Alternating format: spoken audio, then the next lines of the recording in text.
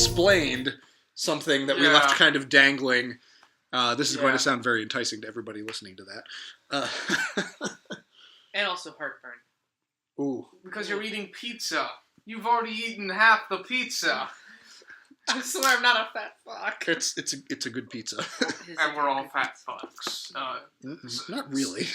Sponsor us, Cheshire Market. Ooh, yes. If we could get that. If I ate pizza every day, I'd be 320 pounds. If I ate pizza every day, I'd die at 55.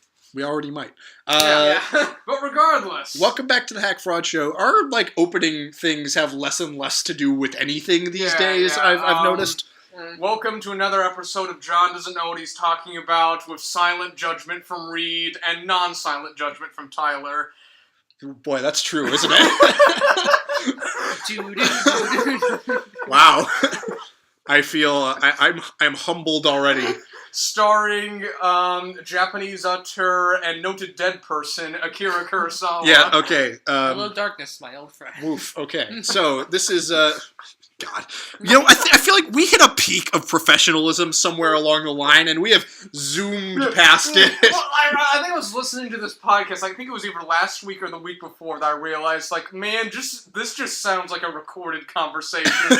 This bears no resemblance to a podcast. Is that what we aspire to be? Perhaps. Maybe. Okay, so this week we return to the well of the bad sleep well, if you will. That has nothing to do with anything. That's just a movie he directed. Who am I? We're hack frauds, Tyler. It's in the title. We have returned to Japanese director Akira Kurosawa. We're looking at two of his Shakespeare adaptations. I think I'm stuck down in the well, guys. You need to help me out. Well, Shakespeare with some quotations on it, but Shakespeare a little bit, nonetheless. Yes. The third of his Shakespeare adaptations, quote unquote, is in fact The Bad Sleep Well, which I'm interested in seeing. I think I've realized that all the movies I've watched from him have been period pieces of feudal Japan. Yeah. And I'm interested in seeing some of his stuff set in more contemporary, like Ikiru and High and Low and that kind of thing, which would be good. I've heard. I'm interested. I remember seeing I remember the first footage I ever saw of an Akira Kurosawa movie not set in feudal Japan. I'm like, what the fuck is this? He can do that? He can do that. Yes, he can do that. Rarely, but he can do it. I think one of his last movies is about something about Hiroshima and is that Dreams, in contemporary. No, he made one in between Dreams and his last movie called I want to say Rhapsody in August, I think it's called. I was looking into it, because I had thought Dreams was his second to last movie, and it's actually his third to last movie. Well, Dreams just sounds fascinating to me, and I want to see that at some point. I actually saw a clip from that movie in my international film class. Oh, interesting. What was it? Scorsese plays Vincent Van Gogh. Yes. So that's that. But we're not talking about that today. So we looked at 1957's what? He's just so confused by Martin Scorsese's Vincent Van Gogh. It is rather strange. But kind of lovely. Yeah, it kind of is. Let's see. So we watched 1957's Throne of Blood, a.k.a. Spider's Web Castle, which those are just both badass titles. And then also 1985's Ron, or Ran, or whatever. I'm pretty sure it's Ron. Okay, well. I am just going to say this, Akira Kurosawa picks really great titles. Yeah. All of his movies have either these really badass or really profound titles. Yeah. It's just true. Even Seven Samurai. Yeah, Hidden Fortress. The Hidden Fortress, yes. Seven Samurai has been hanging like a specter. I've known it's a movie I need to see for at least the last 2 years, and I haven't gotten around to it. Hey, we aren't done with Akira Kurosawa on the show. That's true. But anyway, first, the age-old question. What have we been watching? I hope this segment isn't getting old. I don't think it is, because we talk about radically different stuff every week. I think there was always a whiplash involved where we'll go from weird dark surrealism to, hey, I watched fucking Monty Python and the Holy Grail or bullshit like that. Yeah. Because you hadn't seen it before this podcast. No, I hadn't. But regardless, which is bizarre. Yeah, it is bizarre. I can't really believe what movies I haven't seen, to be honest. But I watched this week Jean Renoir's Rules of the Game. Rules of the Game, commonly acclaimed as one of the greatest movies ever made. Mm-hmm. Period. Yeah, one of like Jean Renoir's like magnum opus. And how was that? Pretty fucking good. Yeah. Like I don't know, like it's a bit sort of. There's like a lot of like moving pieces and a shit ton of characters, and sometimes it can just be exhausting. But I think that exhaustion is intentional. Yeah. Because like it is about like, okay, the plot of it is that like, well, the movie begins on a kind of like Charles Lindbergh figure like landing in Paris. And like we learn that he did it all because he wants like this aristocratic girl to love him, but that girl didn't show up, so he like just shouts into a microphone like, "Damn you!" I'm paraphrasing, of course. And like the plot of it is then we then like cut to like the radio is something that connects a lot of these subplots in the beginning, which is so peculiar. Like we go from this radio broadcast to the girl. I believe it's the girl he's talking about. Like I said, lots of moving characters. And, like, it's about, like, everyone's having an affair, everyone's talking about the nature of affairs, and so forth, and that's kind of fascinating.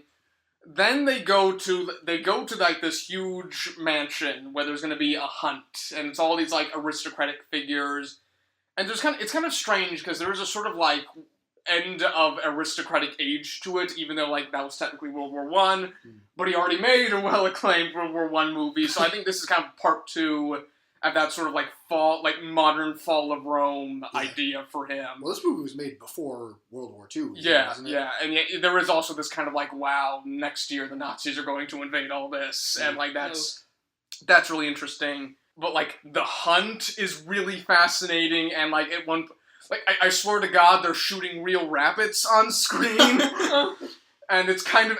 But you're supposed to be horrified by it, so it's okay. Yeah, it's like at one point, like, there's, like, I think, like, one of, like, the higher guards of the mansion, like, goes on a kind of rampage through the mansion as, like, there's a sort of weird play going on that they're staging, and yeah, it's all, like, Fall of Rome imagery, not industry. Interesting. So it's sort of a piece, what I'm hearing here, with the Grand Budapest Hotel, in a way. Kind of. I think Grand Budapest is more intentionally funny, whereas like this is kind of more about like, look how horrifying this is. You can laugh at them, but it's more about like, wow, these sad people. and yeah, so I have to say it's kind of confusing just from like it's foreign film, so like names become blurred. There's just so many characters and so many subplots. Sure. But like the mansion is such a fascinating location. The hunt is such a breathtaking series of images. Like I guess that's where I'm going with here. Is like the series of images you get from this movie are honestly breathtaking. And also like I love Fall of Rome movies and like about like this like decadent society before the fall. Yeah. And this is a fascinating movie about that. So yeah, I highly recommend Rules of the Game. I've been meaning to watch it for a while. Kind of thought we might do it if we did a Jean Renoir week for the podcast, but guess not. Okay. I got tired of waiting. Tis fine. Anyway, anything else from you? I watched some Akira Kurosawa movies. Okay. Dr. Reed. So, I think for the sake of the podcast, I don't count any Criminal Minds that did not have Manny Patinkin in it. So, in that case, that's a wise move. I think he was kind of the heart and soul of that show. He was. I mean, there's some good episodes without him, but they're mostly meh. Yeah. I've seen Criminal Minds. By ways of comparison. It's fine. I think it's... it's fine. It's just like network television. It's a pretty stereotypical network procedural, although sometimes oddly like violent and horrifying sometimes. Yes. I remember I seen some of the commercials for it, I'm like, this is on network television. Yeah. It can. I think actually, like Mandy Patinkin actually left the show because he was like disturbed by like how kind of fucked up it was. Oh, interesting. Oh, really? Which is and then he went to be on Homeland, which search me, but Fuck. But anyway, so Criminal Minds, Yeah. probably not podcast material, but No. still, It's a thing that exists. could be worse. It could be NCIS. Oof. I would throw you out of the room if you tried to talk about that. Really? Maybe not. Oh, so you like Mark Harmon too? Have you been watching NCIS? I've seen a couple of episodes, but not enough to like see. It's like, Grandma, why are you so into Mark Harmon? What's the big hubbubaloo about NCIS? Is it just It's terrible? it's like the longest running, aside from like Law and Order, like network procedural. And also, I think the whole idea of, like, NCIS is, like, the naval division, right? Of, like, crime or whatever. Yeah, naval like, criminal investigation. How have they sustained this many episodes of, like, naval criminal investigations? My guess is they just don't give any credence to that anymore. No, I wouldn't know. I don't think they give a fuck. I've never seen an episode. Well, that's just American television. After a while, you just stop caring. Well, like, NCIS is, like, the Big Bang Theory of, like, network dramas, I think. So... Yeah. It just won't die. Yeah. Even Young Sheldon is coming. What the? I will say, I saw the trailer of that on Facebook this morning. I think it basically showed me the whole pilot. I've got to say, not as terrible as I would have thought. There's sort of like, that's not the worst joke in the world. I mean, granted, I couldn't, like, read the actor's delivery because I refused to, like, hit it, so I was just reading everything in, like, the captions. Yeah. Do you know this? Everyone else probably knows this, but, like, with Facebook videos, like, they'll all have, like, the captions, and that way they'll, like, get you to stop and watch the whole thing, but you won't just watch it with sound. That's a thing? That's a thing. Anyway. Interesting. But so I just watch the whole thing through with the captions. I do this a lot because I don't like playing the videos with sound. But I just watch the whole trailer for the show, and I gotta say, not as bad as I would have thought. That's all I have to say about Young Sheldon. I didn't like the trailer. I feel like that would be an abomination of Satan. That's what I would have thought. Kind of is. So just by not quite being that, it has managed to entirely not be that. Okay. In my view. Sure. Okay. Sure. Moving on. Wow, we're off topic. Anything else, Dr. Reed? Just some Criminal Minds. Okay. You need a more substantial media diet. At least watch The Wire if you're going to watch a procedural. Which I gotta say, I'm almost done with season 1 of The Wire. Fucking great. Oh, goody. It's good stuff. This might be my new TV show addiction for a while here. But anyway, enough about that. All right, what have I been watching? I saw Alien Covenant.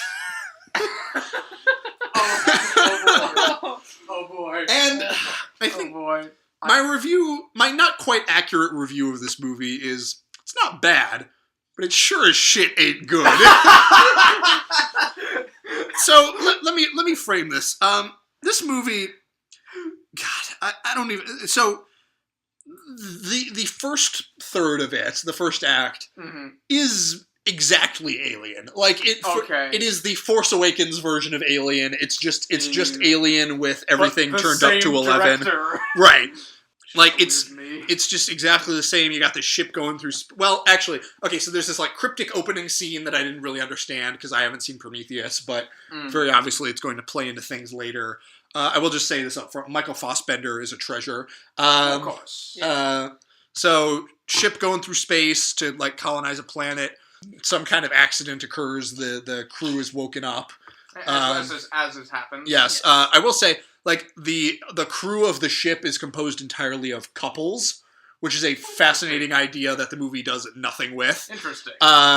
They find a distress beacon from a mysterious planet. They go down to investigate. And monsters, aliens. Okay, so xenomorphs. That sounds like aliens. Apparently, according to the official page, they're not actually xenomorphs. Oh! They're protomorphs and neomorphs, which go fuck yourself, Ridley Scott. just means nothing. I will say this. I think Clay Keller said this on video. It's like, you can tell Ridley Scott is not at all interested in xenomorphs anymore. Yeah. That's totally true. The like horror, like the parts involving the xenomorph are just like nothing. They're just. They're just like every alien scene. And let me kind of dig into this. So you have actually some very intense, like, kind of body horror stuff going on. That is very quickly kind of shoved off to the side. And then you get to the second act, and let me say, the second act of this movie has not been in the marketing at all.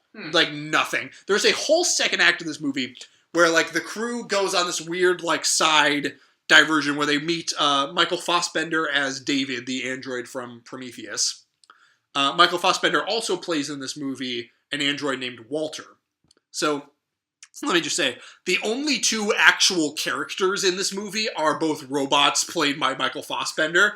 He acquits himself very, very well. And, like, the middle of the movie turns into a really weird, like, meditation on God and, like, humanity and, like... Tell me more, creation. Tyler. It is fascinating, but it's also, like, because this is an alien movie, it's, like, everything you never cared to know about xenomorphs and couldn't be bothered to ask, basically. Which, actually, for the middle third of the movie is fine. I get the feeling like Ridley Scott was just like, all right, I want to make a movie about, like, God. I want to make, like, a really heady, like, sci-fi movie with these big ideas. And 20th Century Fox was like, well, we'll give you $200 million to do it if you make it an alien movie. And he was just like... They just shove, like, a xenomorph toy near him. And he was just like, fine, whatever. I'll take it. Actually, apparently this movie only cost $97 million.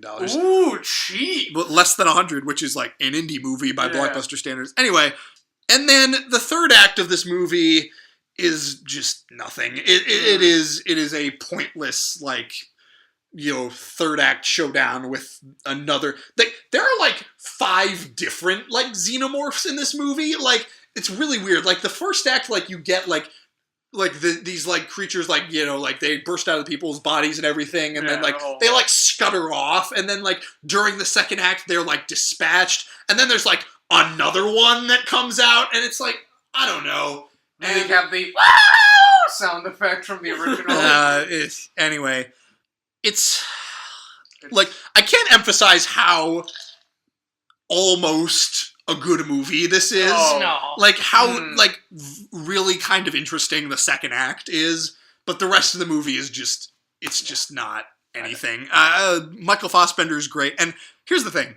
I found this quote, I was looking at the Wikipedia page, and John Logan, who, like, rewrote the script, screenwriter of Gladiator and Skyfall, the best James Bond movie of the last 10 years. Yeah. Yes. Maybe the best James Bond movie of the last 11 years. I might go that far. Because Casino Royale came out in 2006. Okay, so here's what John Logan said about rewriting this script. He said, with Alien Covenant, I just really wanted to write something that had the feel of the original Alien, because seeing that movie was one of the great events of my youth.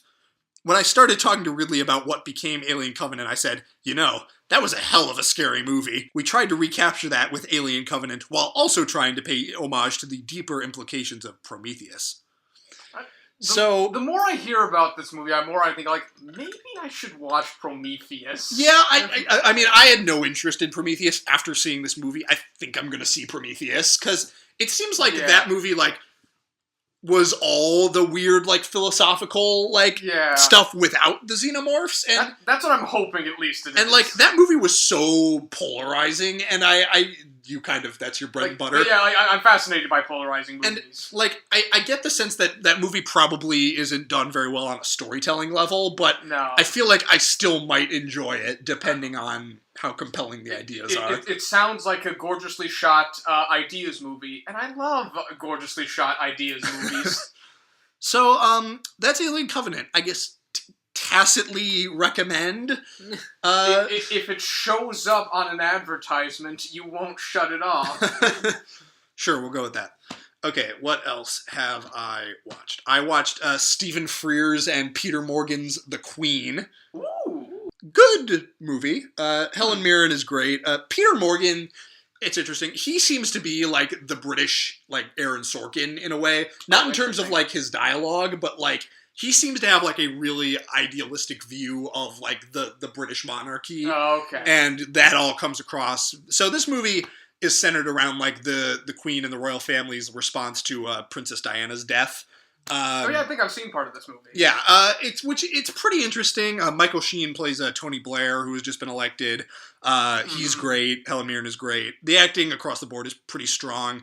I will say, I wish it had delved a little bit more into, like, the Queen's, like, feelings and, like, relationship with Diana, because that's, like, barely there in the movie. Like, Diana is nothing more than a catalyst for the movie. Yes, exactly. And I wish that, like, she had maybe actually been a character or something. Yeah, or something like Which, I get, like, what they were doing, and, like, they wanted to frame it all, like, in their, like, response to this and everything, but at the same time, I'm kind of like, well, no, like, you need to see, like, what their relationship was to get a feel of, like, why she's reacting this way. Like, half of this movie is, like, them telling you, like, why they are reacting the way they are, and that's just not anywhere near as strong as, like, I didn't even let's really just see it. I didn't even really get so much of that. Like, the Queen is kind of a mysterious figure, and maybe that's on purpose a little bit. There was kind of, like, a blank slateness to her. Like, there's a scene where she, like, is, like, kind of, like, standing, like, out in the wilderness, and her car broke down or something, and she's like, she starts, like, crying, and she's shot, like, from behind,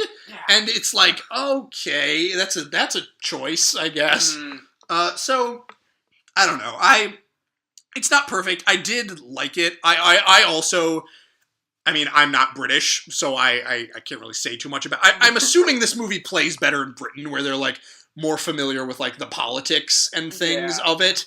The politics of it are pretty interesting. Like, there is some sort of, like, I think some of the best moments of the movie are, like, Tony Blair saying, like, what the fuck are you doing? Right, yeah. Getting that flag up on Buckingham Palace. Yeah. And I assume, like, you know, Diana is, like, a more just, like, people know more about, like, the situation in Britain. This is probably, like having to explain, like, Watergate to an American person, like, or possibly, or to a British person. I mean, the Diana stuff has kind of passed us right over our heads. Yeah. Like, it happened, like, right before. It happened the year I was born, 1997. So, this is like right in the wheelhouse of, like, stuff you don't learn about in history class, but, like, stuff you don't really know about because you were too young to experience it. So, I don't know. Also, I'm just, like, much more skeptical of the royal family than Peter Morgan seems to be, so that element of it didn't play quite as well for me, but that's that. I'm a monarchist, so I don't care.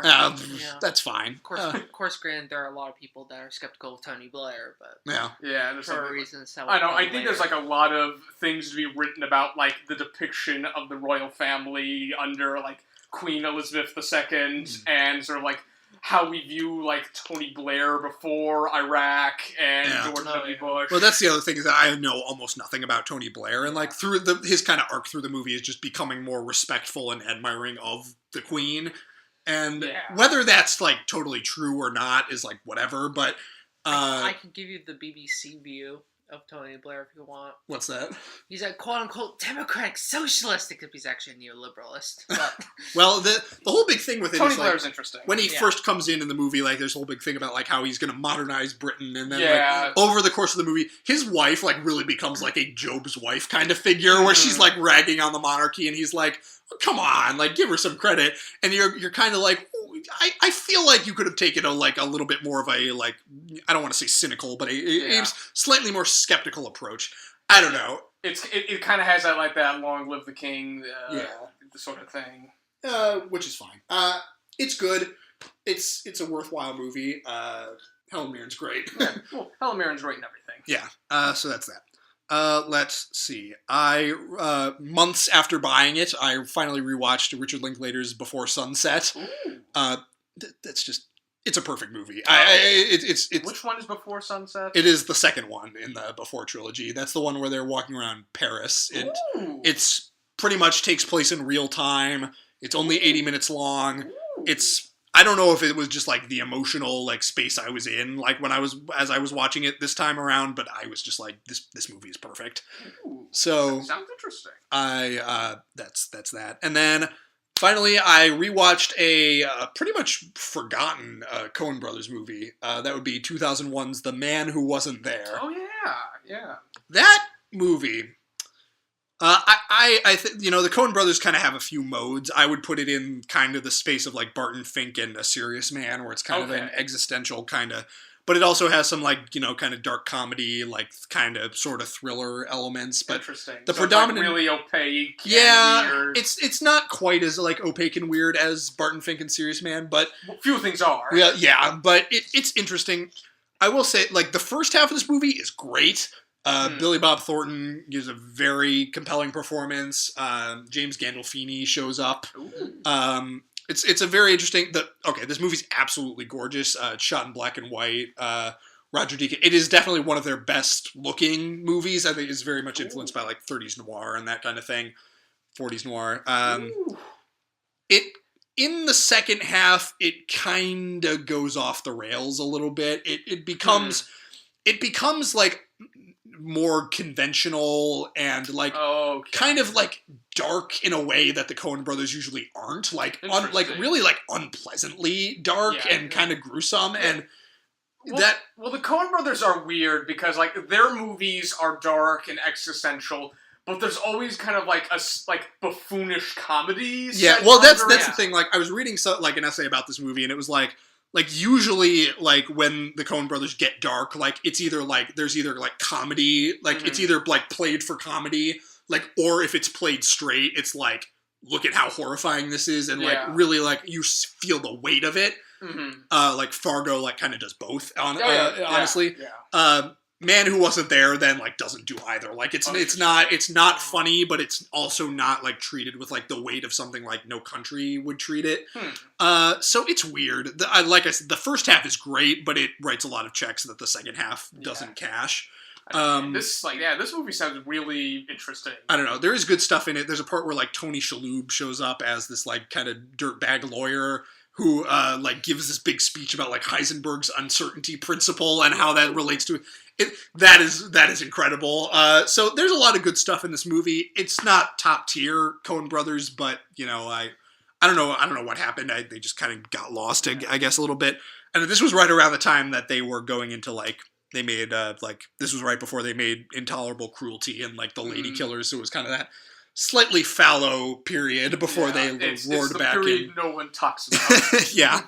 So that's The Man Who Wasn't There. I still recommend it. It sounds fascinating. I think it's really mostly for like Coen Brothers completists, but still I think worth your time. Here's like the lesser Coen Brothers movies are often worth so much more than like another director's best. Sure. Is that all you've been watching? That is all I've got. Oh goodness. Speaking of monarchy of sorts, let's talk some Kurosawa Shakespeare movies. Indeed. All right, what do we want to talk about first here? One real read. What do you want to talk about first? Well, I don't have a choice. We have to watch let's do Throne of Blood. Okay. One of the best titles we've had on this show. That is that is true. Throne. Except I did not see a throne, nor did I see it made of blood. Well, there was a sleeping chamber of blood. There was a lot of blood. I mean, there was a lot of blood. Anyway. But none sittable. Throne of Blood, 1957. This is his adaptation of Macbeth. Yep. Pretty straightforward as far as the adaptation. Which is because I'm curious. Like I haven't read either. I have not. I have read King Lear. I have not read Macbeth. But I'm like familiar with like the broad strokes of it, and it seems pretty in line with what this movie is. So, you've got this movie opens with the most fog that's ever been put on a celluloid frame.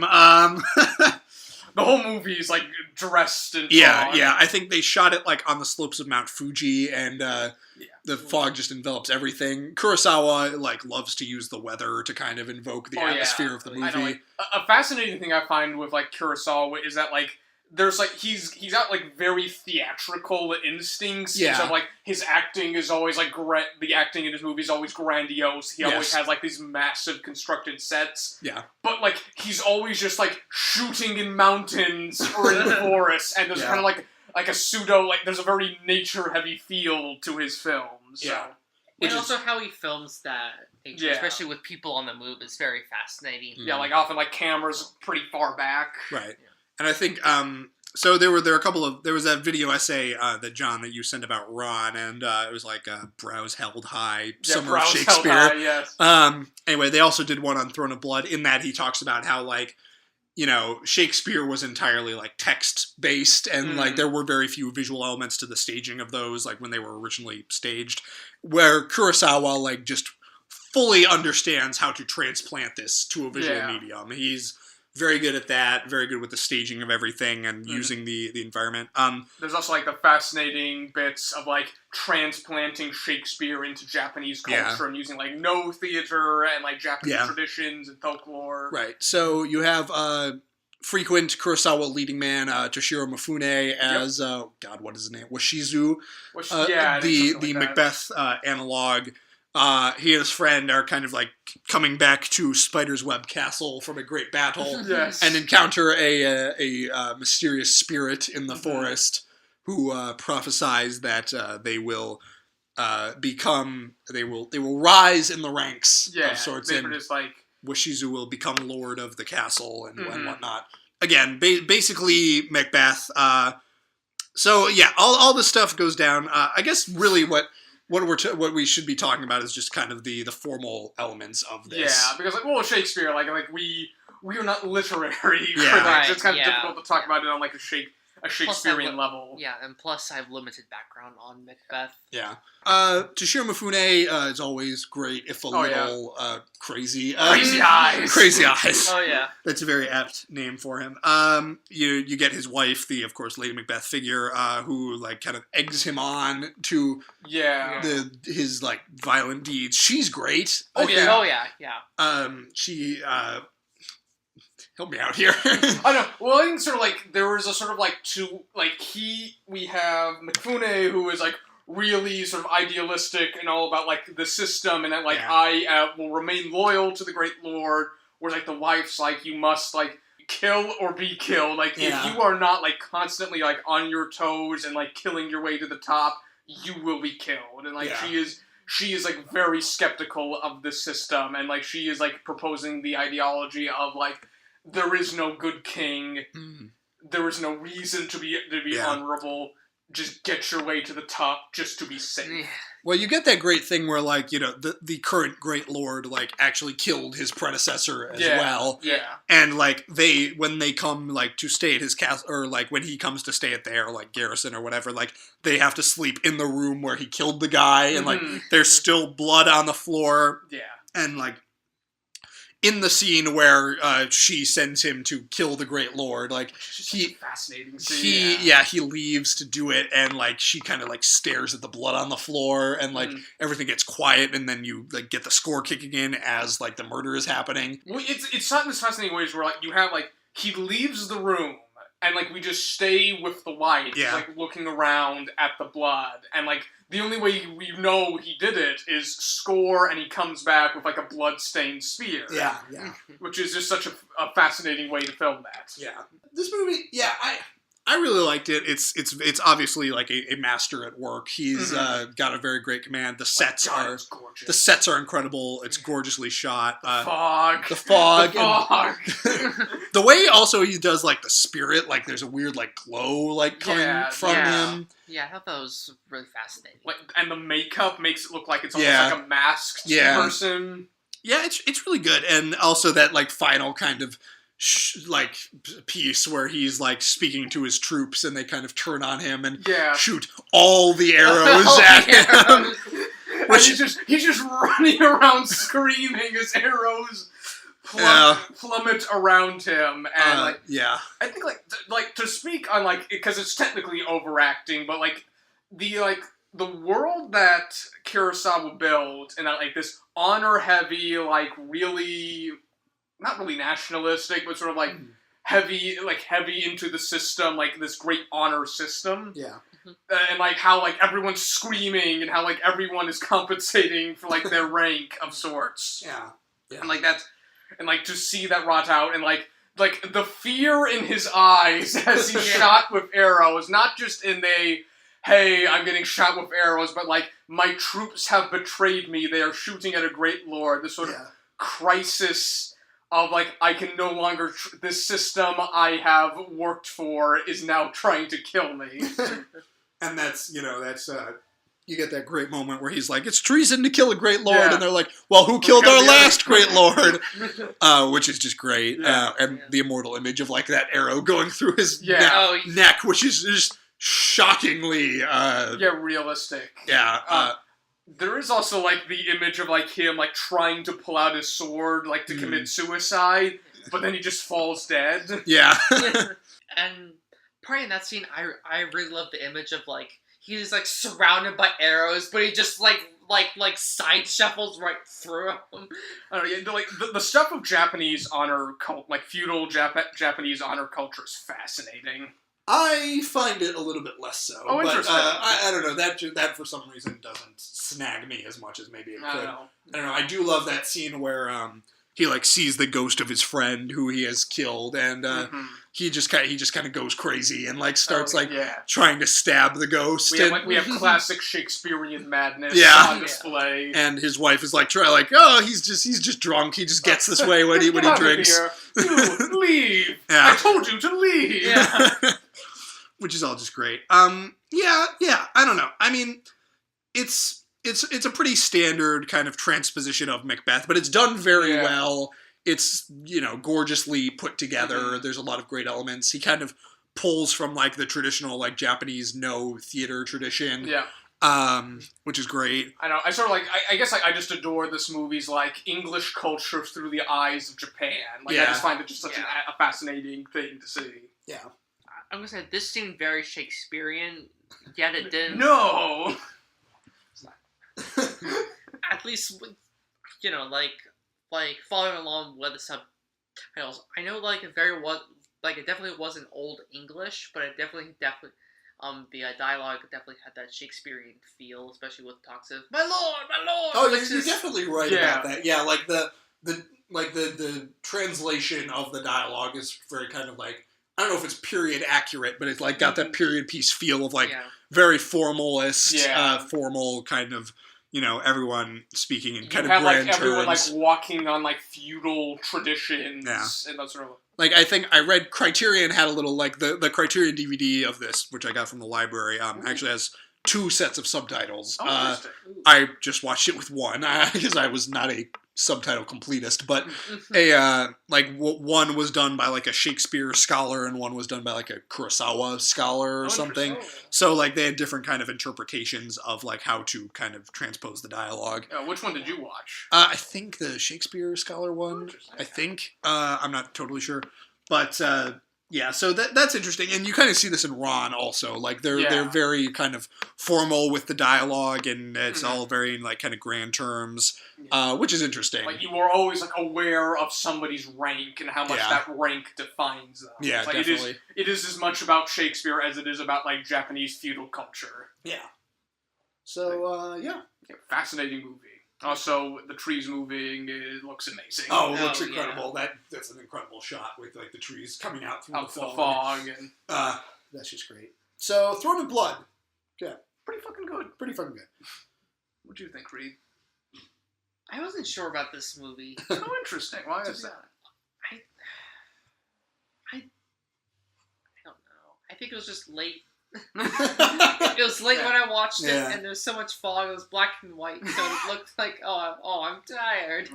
I kind of prefer Kurosawa's black and white photography, but we'll get to that with Ran. I don't disagree. So, Ran, 1985, his last kind of major epic. Yeah. Is it like 2 hours and 42 minutes? It's 2 hours and 42 minutes. Mm-hmm. Doesn't quite feel that long. I don't think this movie is interesting. It does the thing where like it's paced like in a very stately manner where like the scenes, like the individual scenes are like very long. Like I think I've noticed this like the way to make a long movie like feel shorter is to have like the longer like Tarantino movies are all like this. Like in Pulp Fiction and Inglourious Basterds, there are like scenes in those movies that are like 15, 20 minutes long. Yeah. So when you have that, it kind of makes the movie feel shorter than it actually is, just because of the way it's that pacing works. Yeah. I feel like if you just have like a bunch of like 2, 3, 5-minute scenes, Yeah. like and it's like 3 hours of that, then that movie will feel long. Yeah, that's interesting. But this movie, like I said, didn't quite feel that long. It definitely feels big. It feels epic.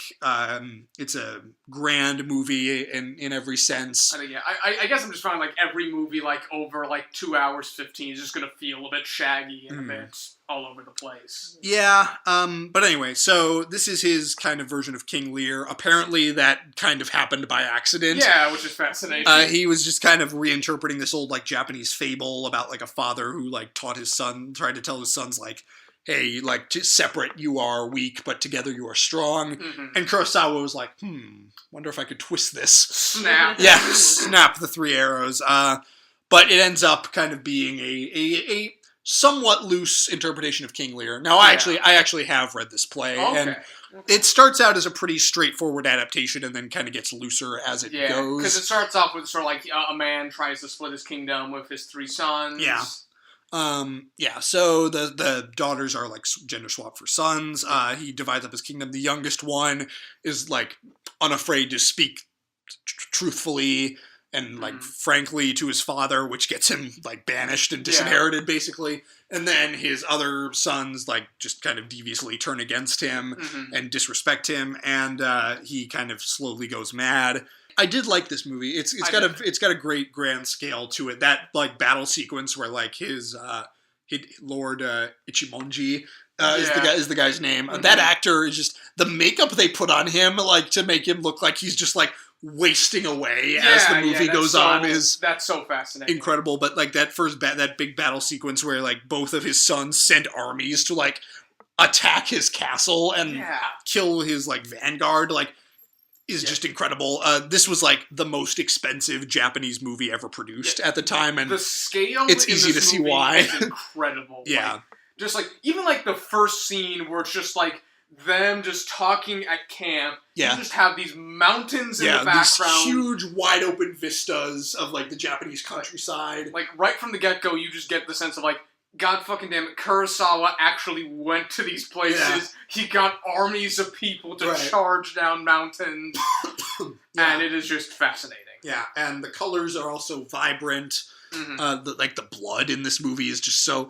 I don't know if it looks... So red. It doesn't look realistic, but it's like the deepest red you could possibly imagine. It's kind of like those Hammer horror films. There's like this deep neon red. Yeah, so that's all good. Yeah, a lot of good stuff in this movie. You have, like, the kind of, another kind of sort of Lady Macbeth figure, but, like, she is, like, secretly, like, trying to take revenge for her family, because that's a great thing in, like, the video essay you pointed this out. Like, Hida, whatever his name is, Ichimonji, he is, like, a terrible person. He has committed, like, numerous atrocities that you see, like, the ruins of throughout the movie. Like him wandering through like this ruined castle and seeing people from that castle on the ruins is just him freaking out. That is such an arresting image, and him like wondering about like his own fate and like his own like the life he's lived. I guess like I remember like one of the most fascinating scenes in the movie is like him talking to like one of his victims of sorts, and like he says like, why don't you hate me? I want you to hate me. It is easier for you to hate me than for you to forgive me. Yeah. That's all great. So one thing I will say, this movie, I didn't love it just because it was a little, and I think he is doing this on purpose, because this movie is about like kind of a godless world and kind of where like, no one cares about like what is happening to you, and like it all vibes like vaguely apocalyptic. So I understand like kind of why he made it this way, but it's all done in a very kind of detached with a kind of remove to it. Yeah. Like the scene where he dies is done in this weird like medium wide kind of tableau kind of thing. There was something like oddly like you were looking at it like from it, like you were like an audience at a stage. Yeah. And you're kind of just seeing it from a distance. There's nothing like really personal about it. But even more so, it almost feels like you're a like, what's the word I'm looking for? Like a feelingless god, looking down upon all of this. And I guess I just prefer Kurosawa a little bit in like Rashomon mode, where he's like getting more into kind of the emotional dynamics of it all. Or like in Throne of Blood, we're like right there with him as he's getting shot with arrows. Yeah. So I don't know. I did enjoy this movie quite a bit, and it's very impressive. It's clearly it's gorgeous. A master at work. And like I say, the visuals are spectacular. Just that scene where he like kind of walks down from the burning castle, through these two massive armies, and they just kind of watch him go. Like, the scene where, like, they kill the Macbeth analog, where, like, they just, the blood splatters on the wall. That's all good stuff. I kind of love, like, the End of Days vibe to it. I like that, too. I mean, I will say that, like, King Lear, like, I like, right after I finished, like, reading it, I was kind of like, I think this is my favorite Shakespeare play. Like, I love all that element of it, and I love that about this movie, too. Yeah. That's all good stuff. Like, there is no heir, everyone's dead. Yeah. I don't know. Part of me just wishes that Kurosawa had just engaged with it a little bit more, and apparently he was kind of like marred by tragedy in this period, and again, it's a choice. Like he is engaging with kind of a godlike perspective for this movie. It's a very clear like subtext for it. So I don't fault it for that. It just wasn't quite to my taste, I guess. Interesting. And I was kind of in love with it, just like the visuals of it. Like I love this like tragic figure at the center of it, and like him wandering lost through the world and seeing like the wreckage that he has left behind. I just find that so enamoring. Yeah. That's all good stuff. So Ran, not quite to my taste, but unquestionably like an epic masterpiece. Yeah, I'm really glad I saw it. I will say, I think that kind of closing image of like the blind man kind of standing on the edge of a cliff, and like dropping the Buddha, dropping the scroll, like with a picture of the Buddha on it, just kind of standing there as we fade to black is something that will stay with me, I think, for just quite a while. Perfect image. Yeah, so that's all great. So that's that. That's Kurosawa Shakespeare. Like I say, I think I want to see some more of his, some of his more like sort of contemporary stuff. Yeah, I really want to see Dreams. Yeah, that's one I'm really interested in. Yeah, that seems like probably fascinating. Although you have piqued my interest by mentioning that he made stuff that doesn't involve feudal Japan. I'm so fascinated by that. Maybe we will have a non-feudal Kurosawa. That could be good. Although I still do want to see Seven Samurai. I get the feeling that may be just the ultimate masterwork of this kind of mode of him. Yeah. But I think my favorite of the movies of his that I've seen is still Rashomon. I think I'm on Throne of Blood. Okay. I did like Rashomon. Yeah. Better than Throne of Blood. Well, you also liked the Hidden Fortress much more than I did. I really like Hidden Fortress. So I was kind of like, yeah, it's good, but I was kind of like, I don't know. I guess I'm really sold on Kurosawa. Yeah. Well, wait, Rashomon was a story in 3 different perspectives. Yes. Okay. Good. Yeah. The Rashomon is fascinating.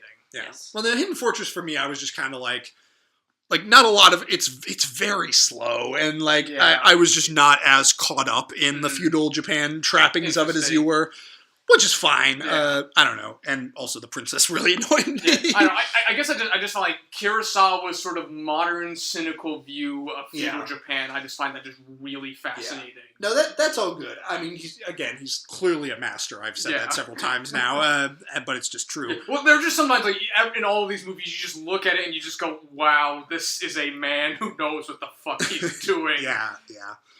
So that's that. Okay.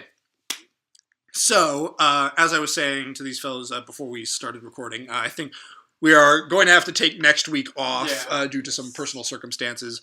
It may end up being a slightly longer hiatus. We won't skip any more than 2 weeks. It's just depending on the circumstances. We may skip 1, we may skip 2. Yeah. But I think like 1 week should be all we need. Well, I don't know. We'll see. Could be dead. Well, I hope not.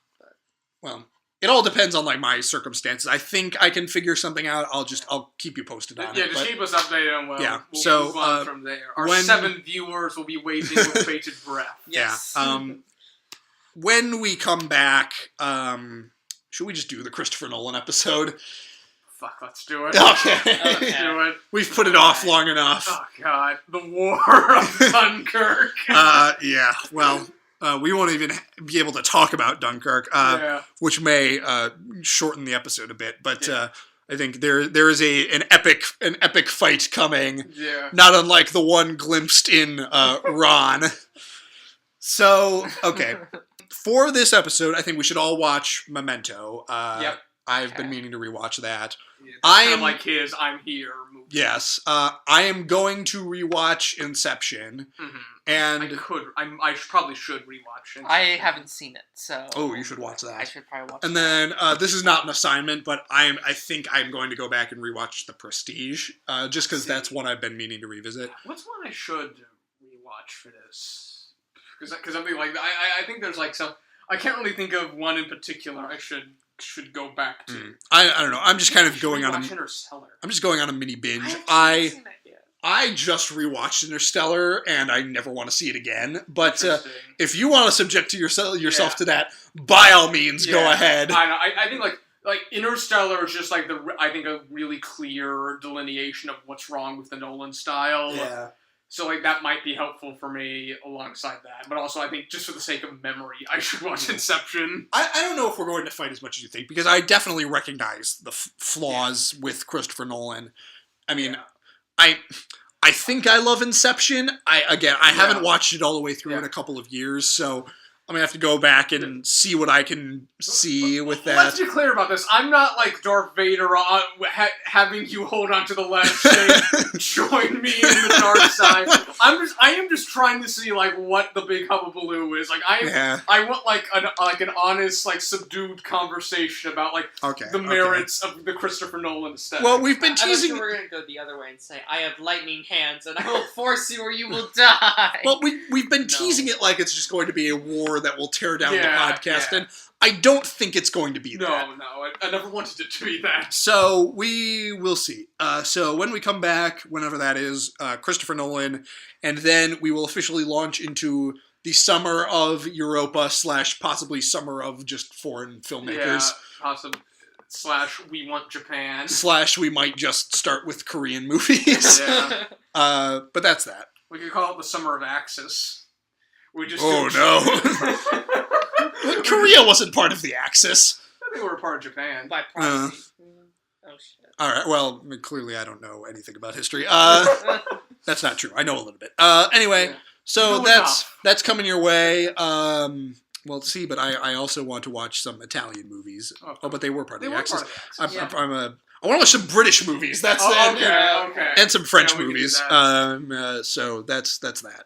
Swedish? And some Polish movies. Yeah, we gotta do some Kieslowski, or I'm gonna lose it. I mean, we could just lump in what countries were occupied by the Axis. No, still excluding Britain.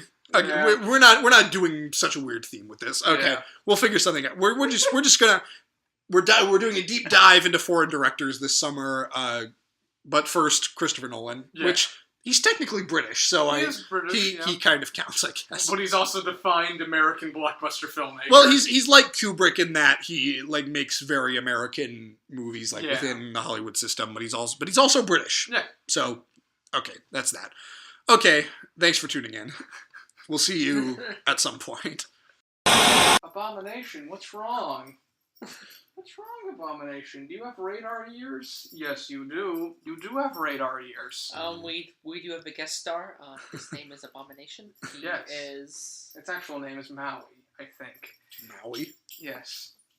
I didn't name it. Aloha? Maui? Okay. Oh dear. Cartoon is such sweet laughter.